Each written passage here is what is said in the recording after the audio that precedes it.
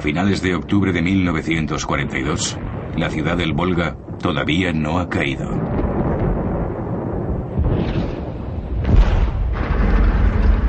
El Führer anuncia a los alemanes: hemos tomado Stalingrado. Solo quedan algunos focos de resistencia. Los tomaremos uno a uno. Es solo cuestión de tiempo. Para Hitler, Stalingrado representa su victoria sobre Rusia.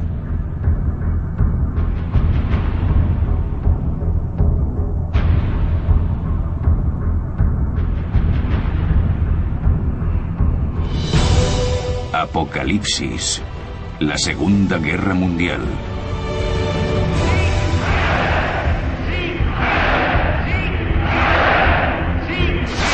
Los grandes aterrizajes.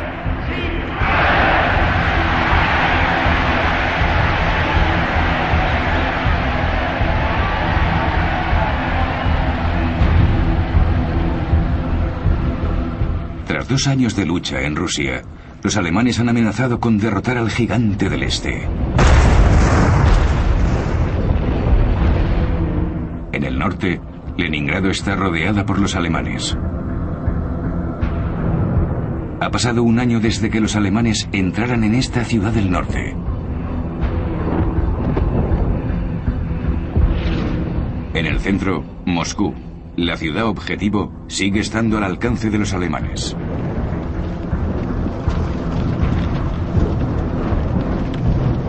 Al sur, el avance hacia los campos de petróleo de Bakú se detiene en las montañas del Cáucaso.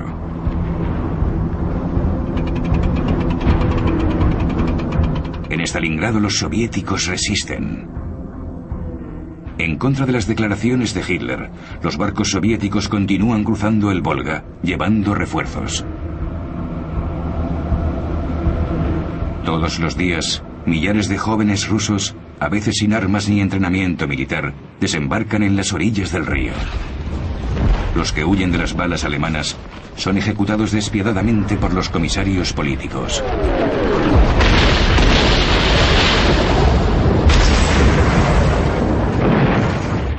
El 7 de noviembre, el aniversario de la revolución, los soldados sitiados que defienden Stalingrado y las tropas soviéticas de todo el frente escuchan a su comandante en jefe, Stalin, hacer una declaración asombrosa.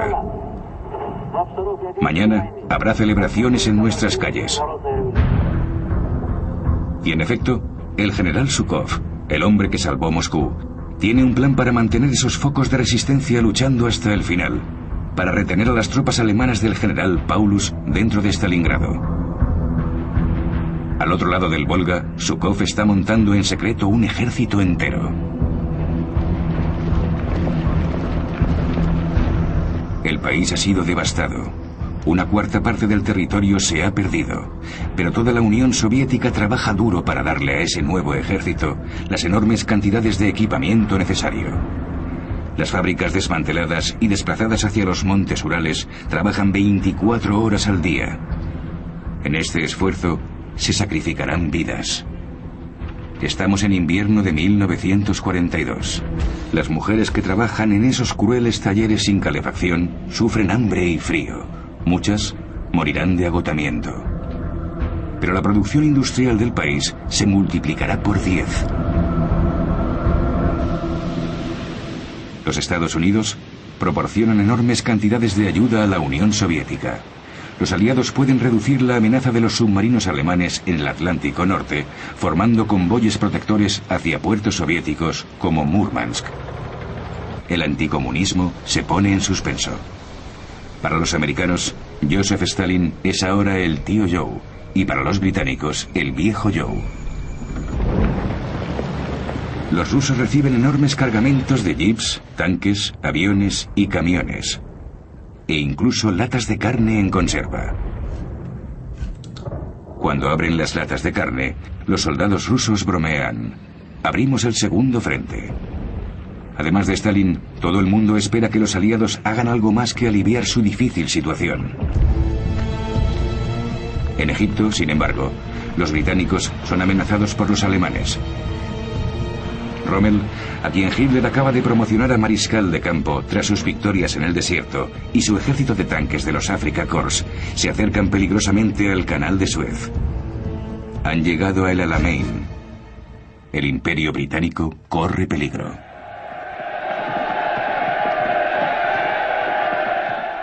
El primer ministro británico Winston Churchill llega para animar a su ejército en el desierto. La situación es desalentadora, pero mantiene el sentido del humor y comparte alegres momentos con sus hombres.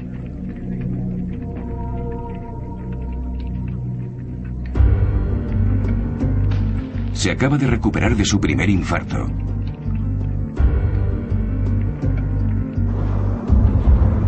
Se reúne con el recién nombrado general Montgomery. Montgomery no era la primera opción de Churchill. Y todos estos soldados del desierto están un poco preocupados. Los británicos, los australianos, los neozelandeses, los sudafricanos y los franceses libres. En cuanto llega Montgomery, hijo de un pastor, ordena la imposición de un nuevo programa de estrictas reglas y disciplina. Es cauteloso. Espera hasta que su ejército sea superior tanto en hombres como en equipo, con los nuevos tanques Sherman estadounidenses, por ejemplo, construidos para ser rápidos y potentes.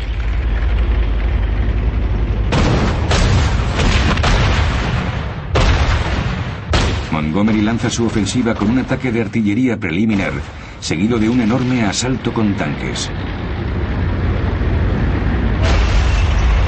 Pero las armas blindadas 88 alemanas causan grandes bajas. Los soldados de Rommel contraatacan implacablemente.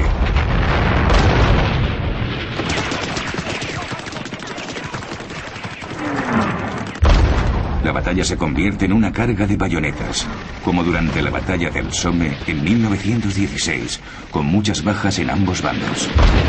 En ese juego mortal, el bando con más hombres es el que gana.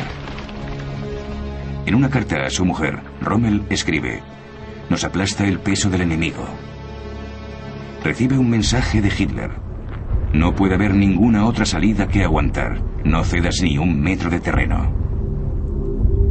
Rommel contesta a su mujer: "Me devano los sesos para encontrar una salida de esta situación para mis pobres tropas. Nos enfrentamos quizás a los días más difíciles que puede vivir un hombre". Y añade: "Los muertos tienen suerte. Para ellos todo ha terminado". Rommel se retira. En Londres, Churchill anuncia a sus conciudadanos la primera auténtica buena noticia de la guerra. Esto no es el final. No es ni siquiera el principio del final, pero quizás sea el final del principio. Las palabras de Churchill resuenan por todo el mundo. El viejo león británico ha resistido ante Hitler. En su cuartel general, la guarida del lobo, Hitler se muestra desdeñoso. Dice: "Es solo un contratiempo. La guerra continuará".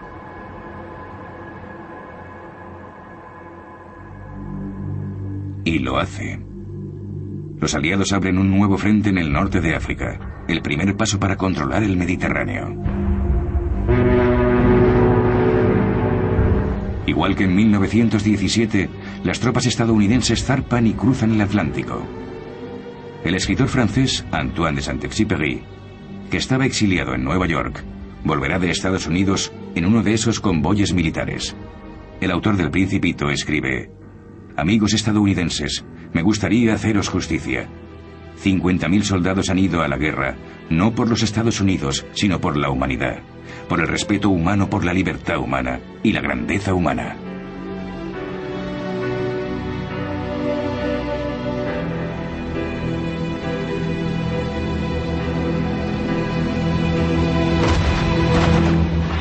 Frente a la costa de Casablanca y Orán, los británicos y los estadounidenses son recibidos con fuego de cañones de los franceses de Vichy. Contraatacan. El norte de África sigue controlado por el régimen de Vichy, que colabora con los alemanes. La lucha es violenta y las fuerzas de Vichy sufren grandes daños. el líder de la Francia libre, el general de Gaulle, da un discurso en la radio de Londres. A los líderes, soldados, marineros, pilotos, funcionarios franceses, colonos franceses en el norte de África, alzaos. Ayudad a nuestros aliados. Uníos a ellos sin dudarlo. Tras 2 días de lucha contra los liberadores, las armas se callan.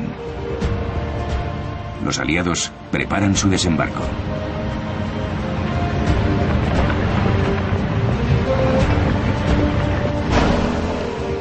En Argel, el pragmático comandante en jefe estadounidense, el general Eisenhower, negocia con el comandante militar del régimen de Vichy, el almirante Darlene. Darlene es uno de los colaboradores más acérrimos de Francia, que incluso ha conocido a Hitler. Decide cambiar de bando, y las fuerzas francesas de Argelia y Marruecos se unen a los aliados. Unas semanas después, Darlene será asesinado por un luchador de la resistencia francesa. Muchos de los franceses del norte de África reciben a los estadounidenses con alegría. Los zuavos y el ejército francés de África también se muestran aliviados. No querían disparar a los estadounidenses. De hecho, pronto estarán luchando codo a codo con ellos, casi como todas las colonias francesas.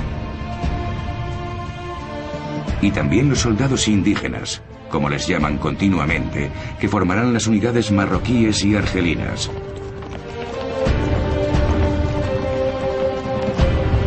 Los poderes del Eje se han adelantado a los aliados desplazándose hacia Túnez, un territorio todavía controlado por el régimen de Vichy, que permite a los alemanes quedarse.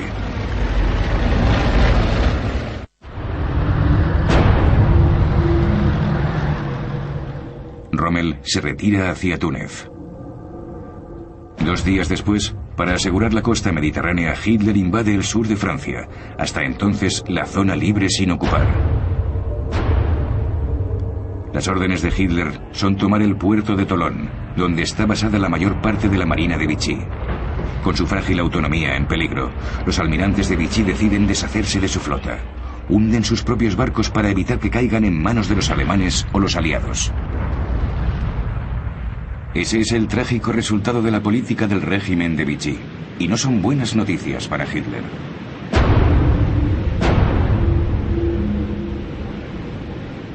Con la llegada de los alemanes, los judíos que se esconden en los últimos focos de resistencia francesa tienen pocas posibilidades de sobrevivir. En el crecientemente siniestro ambiente de redadas y denuncias en toda Europa, los niños son salvados por valientes familias. Como la familia de Karl de Bruer. Es un banquero belga.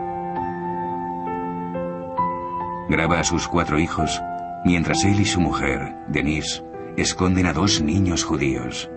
Monique Mogelski, la hija de 12 años de edad de un ingeniero, que también está escondido.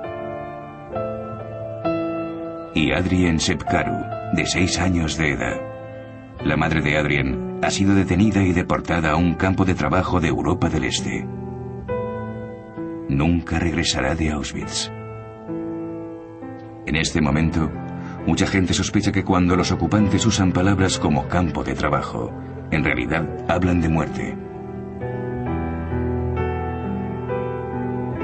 Karl y Denise de Bruer son héroes cotidianos que un día recibirán el título de rectos entre las naciones, junto a más de 20.000 hombres y mujeres más de toda la Europa ocupada.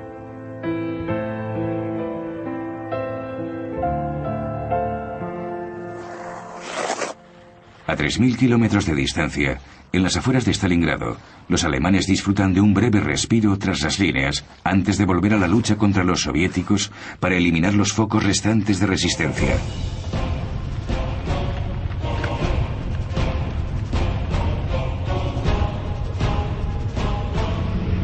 Los flancos del ejército alemán están defendidos por unidades de los países satélite del Reich, rumanos, húngaros e italianos, totalmente ignorantes del peligro que acecha a la vuelta de la esquina.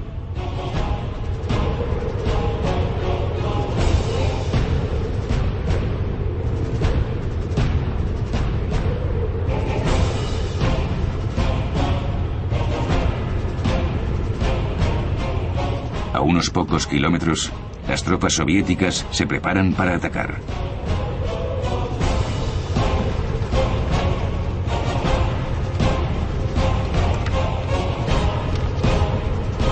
Están listas para luchar, y hay más de 1 millón.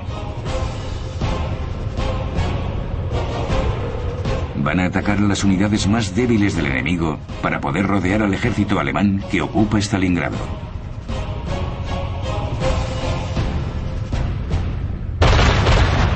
A las 7 de la mañana, los soviéticos se deshacen de las líneas enemigas, atacándolas con lanzacohetes llamados los órganos de Stalin.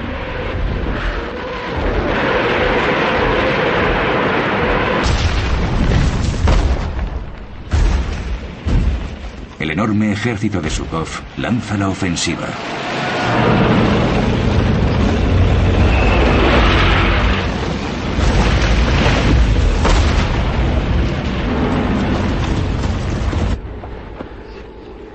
Los húngaros no tienen suficiente munición. Los rumanos no tienen armas antitanque.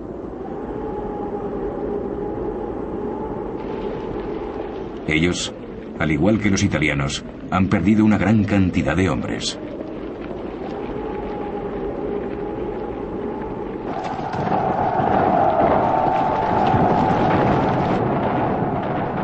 Los dos ejércitos soviéticos del norte y del sur se reúnen. Los cineastas soviéticos utilizan sus habilidades para glorificar el momento.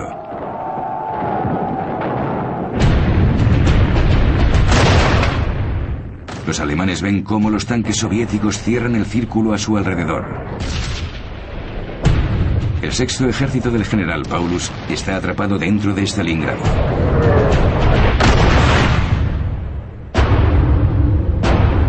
Hitler está en el Berghof, su retiro de Berchtesgaden, en los Alpes bávaros, donde le informan sobre la ofensiva soviética. Su reacción inmediata es esconder la noticia a los alemanes. Corre a su cuartel general del este de Prusia y declara: si el sexto ejército se retira de Stalingrado, la Wehrmacht nunca podrá regresar. Paulus todavía podría huir, pero tiene que obedecer las órdenes, ya que cuando Hitler llega a la guarida del lobo, le envía este mensaje: mantente firme, un ejército vendrá a rescatarte. Pero ningún ejército llega hasta ellos, y los aviones de la Luftwaffe no consiguen entregar suficientes víveres, a pesar de las promesas hechas por el jefe de la Fuerza Aérea, Hermann Göring. En Navidad, las raciones se reducen a 50 gramos de pan y 12 gramos de grasa.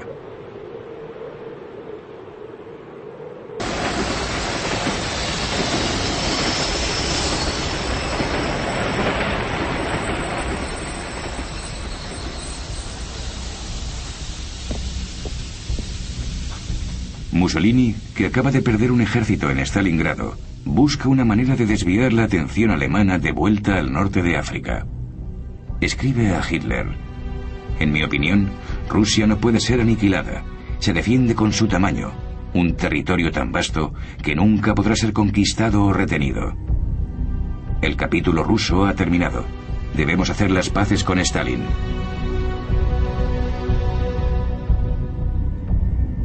¿Qué hará Hitler? Negociar sería admitir que la campaña en Rusia ha sido un gran fracaso. Los acontecimientos futuros, sin embargo, no dejarán más opción a Hitler. Roosevelt, el presidente de Estados Unidos, ha llegado a Casablanca, en Marruecos, para asistir a una de las reuniones más importantes de la historia moderna. Él y Churchill quieren aclarar la difícil cuestión de la política francesa. Roosevelt quiere excluir a De Gaulle, que desde 1940 ha estado declarando su legitimidad como líder del movimiento de resistencia francés. Roosevelt dice: el general De Gaulle es un soldado, un patriota, y está entregado a su país, pero por otro lado, también es un político y un sectario, y creo que tiene todos los atributos de un dictador. Roosevelt prefiere invitar a otro de los grandes líderes franceses a Casablanca, el general Giraud. hecho prisionero en 1940, acaba de escapar de Alemania y ha llegado al norte de África. Es la viva imagen de la gallardía. Churchill sigue apoyando a De Gaulle, a quien invita para intentar reconciliar a los dos generales rivales, cosa nada fácil. Roosevelt y Churchill llegan a un acuerdo. La futura cooperación entre los dos adversarios es necesaria para poder salvar Francia. Es evidente que Roosevelt siente más cariño por Giraud que por De Gaulle.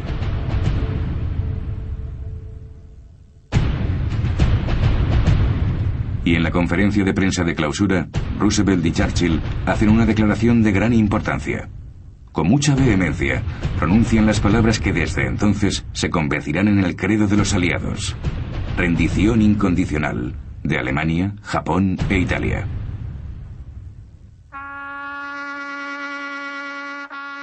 No habrá más negociaciones. Los aliados seguirán luchando contra los poderes del eje hasta el final. El precio en vida será alto, y muchos creen que esa postura radical, cuyo propósito es tranquilizar a los soviéticos, solo servirá para incrementar la devoción alemana hacia su Führer.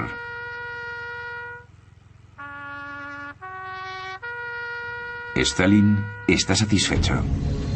Temía que Hitler firmase la paz separadamente con los aliados, para centrar todas sus fuerzas en Rusia.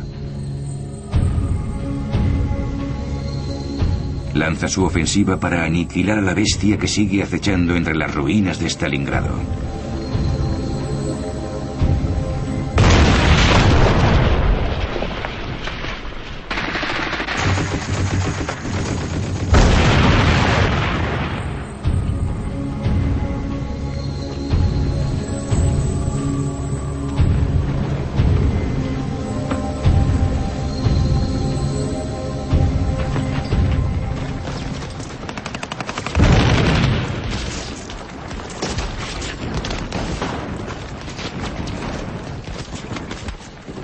Más allá de la bandera roja está la tienda Univermag, donde el comandante del sexto ejército, el general Friedrich Paulus, está atrincherado. Sus hombres se rinden.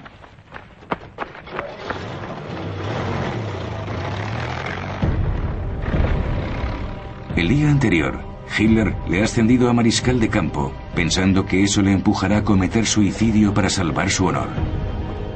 Paulus, sin embargo, al borde del colapso, debilitado por la disentería y asqueado ante la absurdidad de las órdenes de Hitler, permite que le capturen. El mariscal de campo Paulus es un premio extraordinario para los soviéticos. Es el cerebro detrás de la Operación Barbarossa, el plan para invadir la Unión Soviética. Los líderes soviéticos apenas pueden creerlo. Paulus colaborará con los soviéticos y testificará en los juicios de Nuremberg contra sus antiguos comandantes, como Keitel.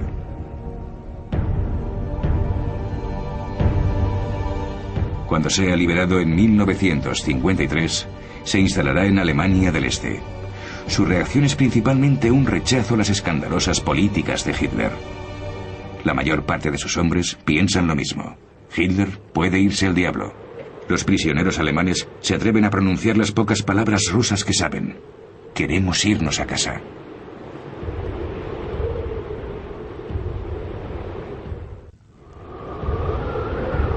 Solo podemos imaginar cómo debió sentirse la gente de los países ocupados. Tras la derrota alemana en Stalingrado, la esperanza renace. Evidentemente, los locutores de noticias alemanes no muestran ninguna de estas imágenes, y Hitler dice: no debemos usar la palabra rendición. Debemos explicar que nuestros hombres no consiguieron recibir los víveres y que por eso les derrotaron. Debemos usar la palabra sacrificio.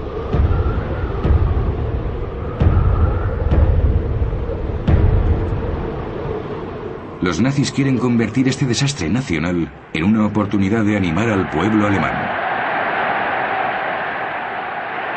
El ministro de Propaganda, Goebbels, asume la tarea de movilizar toda la energía y los recursos de la nación para ese fin. Yo os pregunto, ¿queréis la guerra total? Sí. ¿Una guerra todavía más total y más radical que cualquier cosa que podamos haber imaginado? Sí. Alzaos, que estalle la tormenta. Alemania. Alemania por encima de todo el mundo. Alemania. Alemania por encima de todo.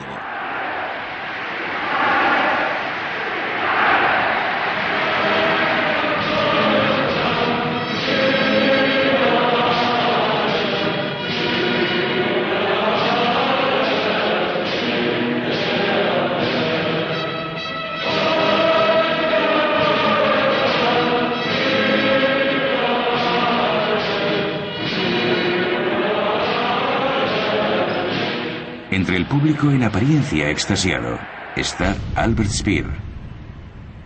Proporcionará a Hitler los medios para implementar la guerra total. Hitler le llama su único amigo. Este arquitecto de 38 años, constructor de los edificios megalómanos del Führer, ha sido nombrado ministro de armamento.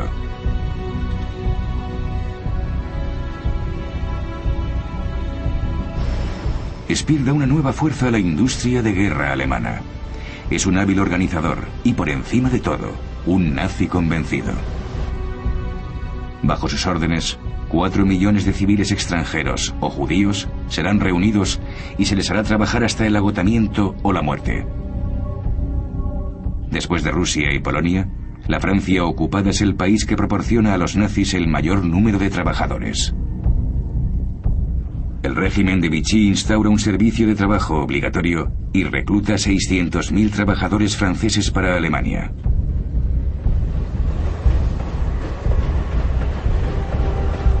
Aquellos que quieran evitar este servicio se marchan al bosque y se unen al movimiento de resistencia. La canción de este grupo es la canción del partisano. Amis, entends-tu le cri noir des corbeaux sur nos plaies? Amis, entends-tu les cris sourds du pays qu'on enchaîne? Oh, et partisans, ouvriers et paysans, à vos armes. Los grupos de resistencia clandestina se han creado en todos los países ocupados. Montez de la mine, descendez des collines, camarades. Sortez de la paille, les fusils, la mitraille, les grenades. Oui, les tueurs à la balle et au couteau, très vite. Oui, saboteurs, attention à ton fardeau, dynamite. C'est nous qui brisons les barreaux des prisons pour nos frères. Si nous battus, nous marchons, nous tuons, nous crèvent. Ami, si tu tombes, un ami sort de l'ombre à ta place.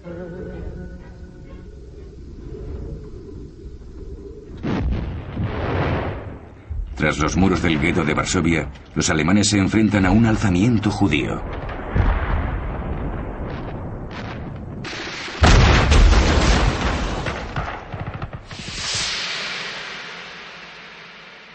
Antes de la guerra, el gueto de Varsovia era un barrio vivo, abierto, filmado en color por un turista estadounidense.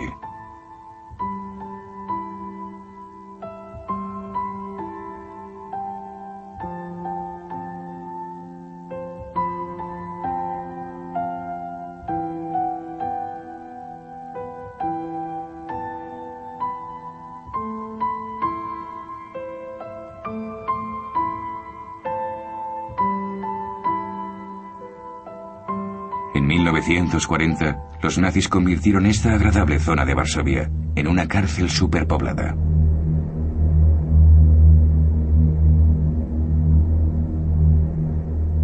Esta mujer grita de dolor, llevando a un niño muerto por las calles.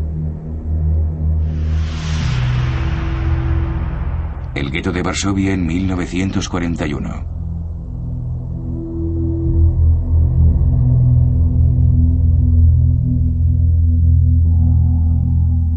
El gueto en 1942.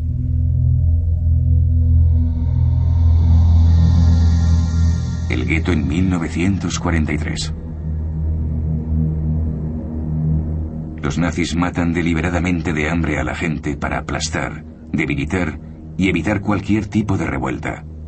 pero los judíos consiguen armas y mueren luchando. Los supervivientes son deportados al campo de exterminio de Dublinka y ejecutados.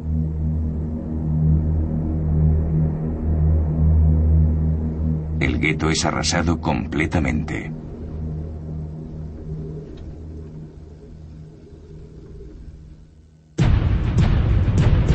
Al mismo tiempo, los aliados consiguen otra victoria. Entran en Túnez.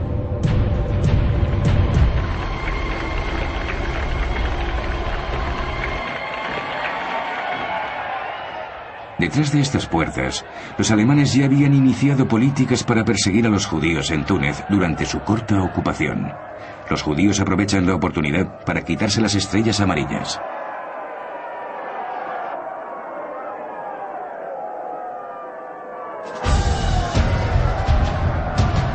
Los prisioneros italianos reciben gestos insultantes desde la multitud.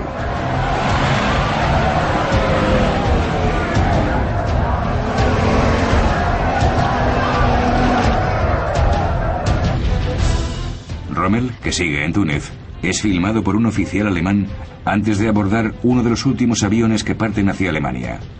En marzo de 1943 escribe: «He recibido instrucciones para coger una baja por enfermedad y volver a ponerme en forma. Todos mis esfuerzos para salvar a mis hombres y devolverles al continente han sido infructuosos. El Führer ha dado órdenes de mantener el mayor secreto en lo que respecta a mi vuelta a Alemania. Mi reputación militar debe seguir sirviendo como medida disuasoria».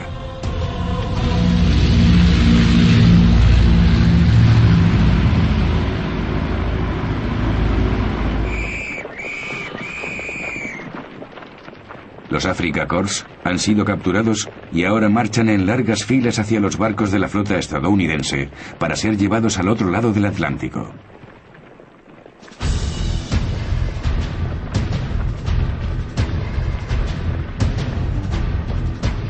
Durante la guerra, 380.000 alemanes serán enviados a Canadá y Estados Unidos, desde donde es imposible escapar. Estos prisioneros están a punto de embarcarse en una extraña odisea. Empiezan estos barcos de transporte militar. Muchos se sienten como en un sueño. Para ellos la guerra ha terminado y están a salvo. Sin embargo, para estos soldados alemanes, el sueño pronto se vuelve una pesadilla, porque incluso aquí los nazis tienen el control. Estos hombres que bajan del barco en Canadá insisten en hacer el saludo, incluso aquellos que solo tienen un brazo. Algunos prisioneros son enviados a campamentos en Virginia y Texas. Trabajan en plantaciones de algodón o tabaco.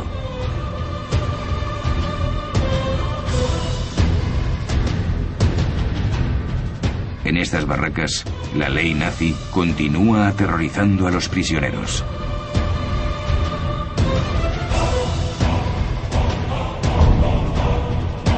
En poco tiempo, los oficiales nazis se han hecho con el control de los prisioneros, usando la intimidación, la tortura e incluso el asesinato para mantener la ideología fascista entre sus compañeros prisioneros.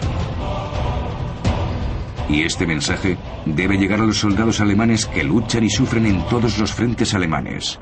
Tienen que entender que no tienen nada que ganar si se entregan a los aliados.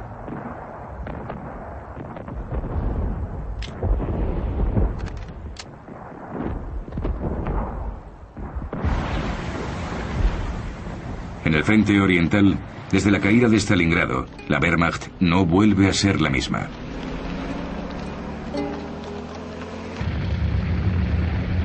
Los soldados intercambian rumores sobre el Führer. Parece que ha perdido la cabeza. Le tienen encerrado en secreto en Berchtesgaden. Vemos a su doble.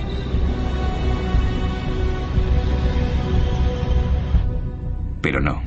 Es el propio Hitler el que es filmado en Berchtesgaden por su amante, Eva Braun. Desde las derrotas de sus ejércitos en Stalingrado y el Alamein ha cambiado. Su famoso bigote ha encanecido.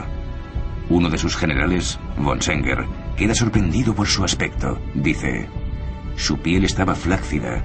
La mirada de sus ojos azules, que había hechizado a las multitudes, se había enrojecido por el insomnio.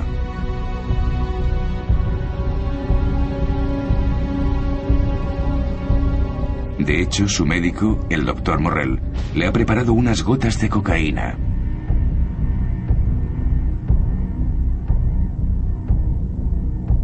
Este es Morrell, filmado el 20 de abril de 1943, con los secretarios y amigos íntimos que han venido a desearle al Führer un feliz cumpleaños. Solo tiene 54 años. Morrell consigue dejarle presentable para las ceremonias. Sin embargo, Hitler tiene la precaución de mantener el brazo izquierdo bajo control. Tiende a temblar. Ya muestra síntomas del mal de Parkinson.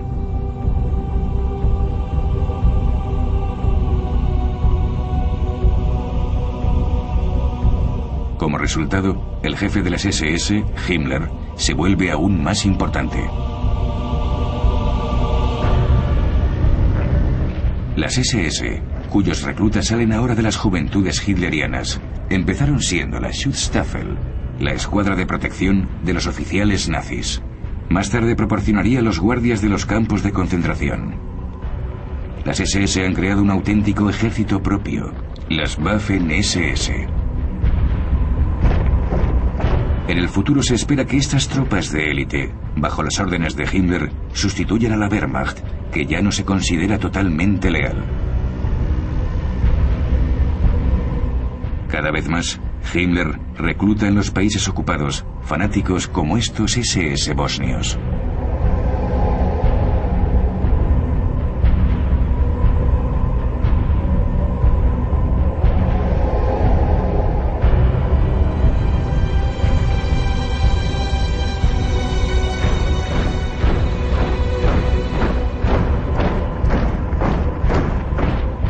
En las zonas ocupadas de Rusia, las SS tampoco tienen ningún problema para reclutar 2 divisiones de cosacos, que durante la época de los zares ya eran conocidos por sus sangrientos programas antisemitas.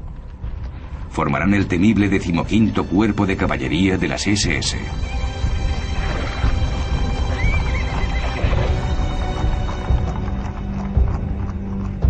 En cuanto a la Wehrmacht, alistará 1 millón de prisioneros soviéticos sin más opción. Pueden morir de hambre o luchar junto a los alemanes. Algunos, como el exgeneral soviético Andrei Blasov, también están en contra de Stalin. Tras el sitio alemán de Leningrado, Blasov fue hecho prisionero y cambió de bando. Será él quien dirija el Ejército de Liberación ruso, bajo la bandera de la Wehrmacht. Los alemanes dotan a esta legión extranjera con sus mejores equipos, como el tanque Tigre, diseñado por el brillante ingeniero Ferdinand Porsche. Con su cañón de 88 milímetros, el Tigre es el más temido de los tanques alemanes.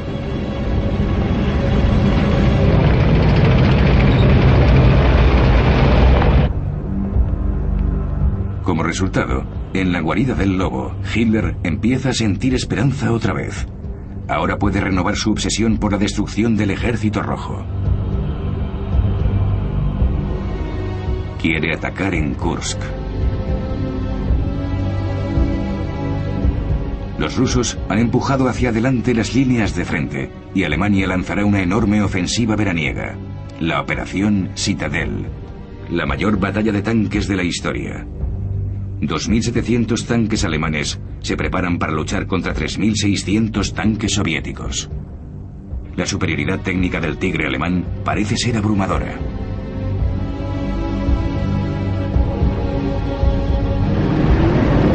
Hitler sabe lo importante que es esa batalla.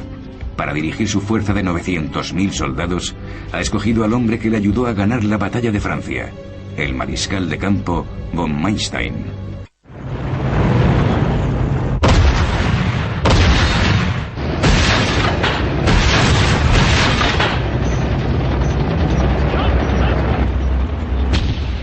La ofensiva encabezada por los tanques Tigre cruza las líneas soviéticas, pero se encuentra con una brutal defensa antiblindaje preparada por los soviéticos y una densa concentración de tanques.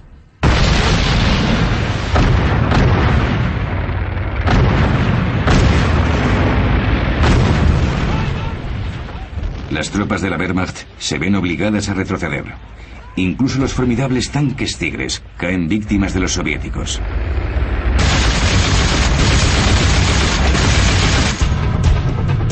Y los soviéticos tienen un arma secreta. Los británicos han conseguido capturar y decodificar la máquina de encriptación alemana llamada Enigma, y ahora pueden leer las órdenes alemanas más secretas. El poderoso servicio secreto soviético en Gran Bretaña ha conseguido transmitir los planes de operación decodificados a Moscú.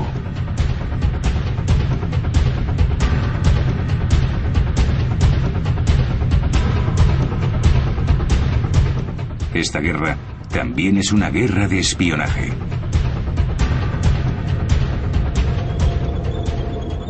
En Kursk, el resultado es devastador para los alemanes, que ya han perdido 50.000 hombres en la batalla.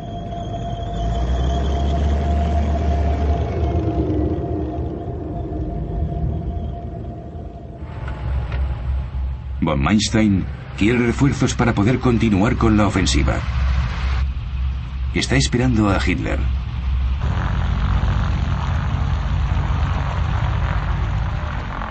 Inmediatamente le dice: hemos sufrido bajas, pero los rusos también, incluso peores. Hitler parece dudar. Murmura unas cuantas necedades. Von Manstein escribirá: me parece bastante débil. Esta impresión se confirma cuando von Manstein le muestra a Hitler las cifras de bajas de Kursk. Desde el principio de la guerra, 2 millones de soldados alemanes han muerto, han resultado heridos o han desaparecido en combate. Hitler nunca podrá llenar ese vacío. Las cosas están ahora muy lejos de las victorias de las campañas de guerra relámpago, el Blitzkrieg de la batalla de Francia. Kursk es el auténtico punto de inflexión de la guerra porque Hitler pasa a la defensiva. Superado por la paranoia, insiste en que haya escenógrafos presentes. Von Manstein no cree que todo esté perdido, pero Hitler no está de acuerdo.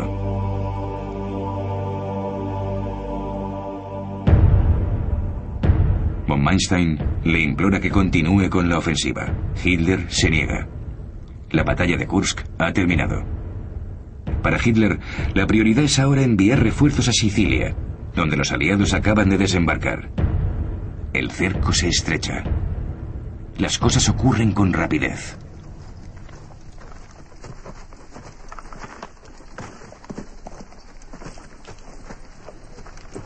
Todo lo que puede hacer Hitler es intentar contener el avance aliado.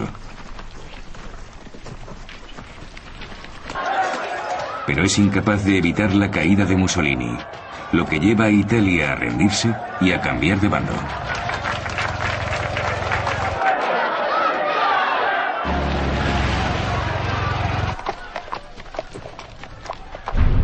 El nuevo gobierno italiano encarcela a Mussolini en la montaña. Hitler envía una unidad aérea de comandos a rescatarle. Hitler quiere que Mussolini vuelva al poder. Le envía de vuelta a Italia para restablecer su régimen fascista con ayuda del ejército alemán. Los alemanes invaden Italia y no tienen escrúpulos en asesinar a sus antiguos aliados que intentan resistirse. Los alemanes empiezan inmediatamente a perseguir a los judíos en Roma, Milán, Génova, Florencia y Trieste.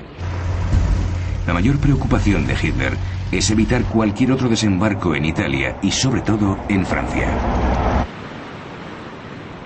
Esa es la idea detrás de la Fortaleza de Europa, cuyo emblema es el Muro Atlántico, un impresionante sistema de fortificaciones que se extiende desde Noruega hasta la frontera española. Rommel está a cargo de la defensa de la Fortaleza de Europa. Dice: es absolutamente necesario que empujemos a los británicos y los estadounidenses fuera de las playas. Después será demasiado tarde. Las primeras 24 horas de la invasión serán decisivas. Será el día más largo.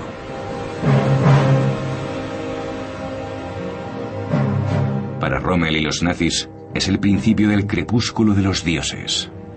Los últimos meses de la Alemania nazi. Y aún así, Las imágenes de las noticias alemanas de Rommel, que ha sido invitado a tomar el té por Magda Goebbels, la mujer del ministro de propaganda, revelan el estado de ánimo de los nazis en este momento de la guerra. La ideología nazi tiene fe en la victoria y desprecia la duda. Magda Goebbels adora a Hitler como a un dios, aunque esté llevando a Alemania a un frenesí de derramamiento de sangre y muerte.